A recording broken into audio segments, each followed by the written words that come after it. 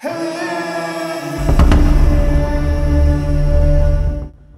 Asteroid पर भारी मात्रा में कार्बन और पानी मिला है। नासा के सैंपल रिटर्न मिशन में पता चला है कि मिट्टी और धूल का सैंपल लेकर ओसाइरिस रेक्स आया था। वो दुनिया के बहुत काम का है। नासा के इस यान ने 1650 फीट चौड़े एस्टेरॉयड का सैंपल लेकर धरती पर भेजा। जांच करने के बाद नासा ने कहा कि इस सैंपल की पहली रिपोर्ट जांच सामने आ चुकी है। नासा के प्रमुख बिल नेल्सन ने कहा कि ओसाइरिस रेक्स के मिले सैंपल से पता चलता है कि बेनू एस्टेरॉयड में काफी ज्यादा मात्रा में कार्बन कंपाउंड और पानी है। इससे पता चला है कि ये उल्कापिंड कभी किसी पृथ्वी जैसे ग्रह का हिस्सा रहा होगा। साथ ही ये भी पता चल सकता है कि धरती पर जीवन और पानी क्या किसी उल्कापिंड की टक्कर से आए।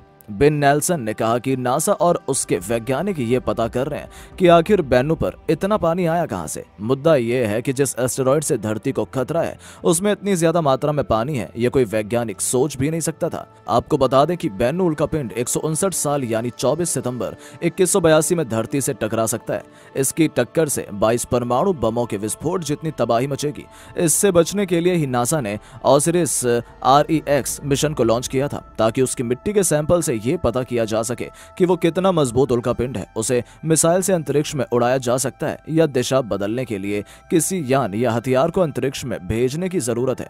ओसाइरिस रेक्स यानी ओसाइरिस रेक्स का पूरा नाम है origins spectral interpretation resource identification and security regolith explorer. यह अमेरिका का पहला मिशन है जिसे उल्कापिंड का सैंपल लाने के लिए भेजा गया था।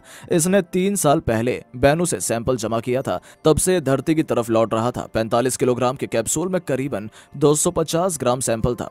ओसाइरिस रेक्स के प्रोजेक्ट मैनेजर रिच बर्न्स ने कहा है कि हमने 7 साल पहले इस यान को बेनू से सैंपल लाने भेजा था। ये बात अलग है कि बेनू से टकराने से जो नुकसान होगा वो बेहद भयानक होगा, लेकिन उसकी संभावना 2700 में से एक ही है। बेनू उस उल्कापिंड से 20 गुना कम चौड़ा है जिसने डायनासोरों को पृथ्वी से खत्म कर दिया था। लेकिन अगर यह टकराया तो तबाही बड़ी होगी, चाहे जमीन से टकराए या फिर समुद्र में गिरे। इससे पूरी दुनिया से कई जीवों की आबादी खत्म हो सकती है। इसकी टक्कर से बनने वाला गड्ढा करीब 10 किलोमीटर चौड़ा होगा। इसकी वजह से टक्कर की जाने वाली जगह के चारों तरफ करीब 1000 किलोमीटर तक कुछ भी नहीं बचेगा। लेकिन अगर यह समुद्र में गिरा तो तबाही ज्यादा हो सकती है, क्योंकि इसकी टक्कर से उठने वाली सुनामी लहरें आसपास के द्वीपों या देश में भयानक तबाही मचा सकती हैं। दोस्तों, आपको हमारी वीडियो कैसी लगी कमेंट करके जरूर बताएं और ऐसी शानदार और रोचक मजेदार वीडियोस के लिए चैनल को सब्सक्राइब करना बिल्कुल ना भूलें। धन्यवाद।